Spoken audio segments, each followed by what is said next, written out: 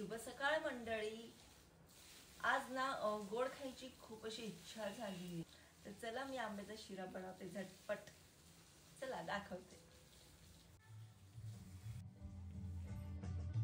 आंब्याचा शिरा बनवण्यासाठी लागणारे साहित्य मी घेतलेला आहे। 1 कप दूध, अर्धी वाटी साखर, 2 ते 3 चम्मच साजूक तूप, 1 वाटी रवा, ड्रायफ्रुट्स, 2 ते 3 वेलदोडे आणि सगळ्यात महत्त्वाचे म्हणजे आंबा। मी एका वाटीत आंब्याचा रस काढून घेतलेला आहे।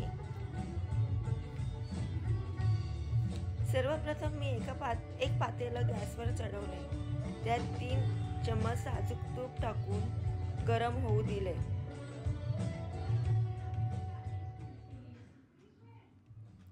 तूप गरम झाल्यानंतर त्यात ड्रायफ्रूटचे काप टाकले आणि ते चांगले परतवून घेतले।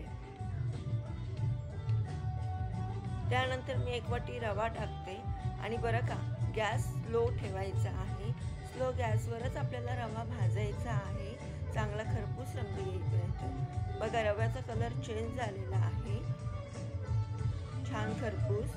आता यामध्ये आपल्याला 1 वाटी आंब्याचा आपण पल्प काढलेला आहे, तो आपल्याला मिक्स करायचा आहे आणि चांगलं एकजीव करायचा आहे त्याला।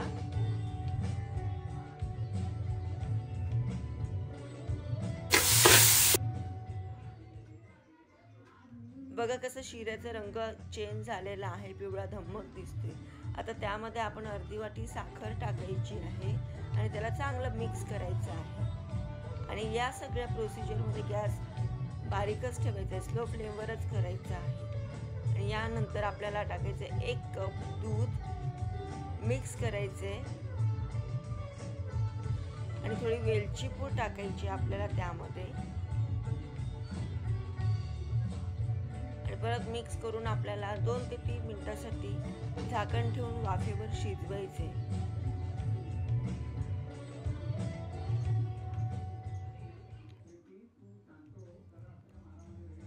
हे बघा, आपला शिरा तयार झालेला आहे। बघ किती सुंदर दिसतोय आणि चव सुद्धा खूप छान लागते। यामध्ये इसेन्स टाकायची काहीच गरज नाहीये। आपण मँगोचा पल्प टाकल्यानंतर इसेन्स टाकायची काहीच आवश्यकता लागत नाही। आणि त्यानंतर मी त्यामध्ये टाकते जायफळ। जायफळाने ना सुगंध खूप सुंदर येतोय आणि चव सुद्धा लागते, तर तुम्ही शेवटला नक्कीच जायफळ टाका। अशा पद्धतीने आपला आंब्याचा शिरा तयार आहे। मी गार्निशिंगसाठी त्यावर थोडेसे ड्रायफ्रूटचे काप टाकते आणि तुम्ही मँगोचा पल्प सुद्धा टाकू शकता। तर मंडळी, तुम्हाला व्हिडिओ आवडला असेल तर लाईक, शेअर आणि सबस्क्राईब करा। बाय।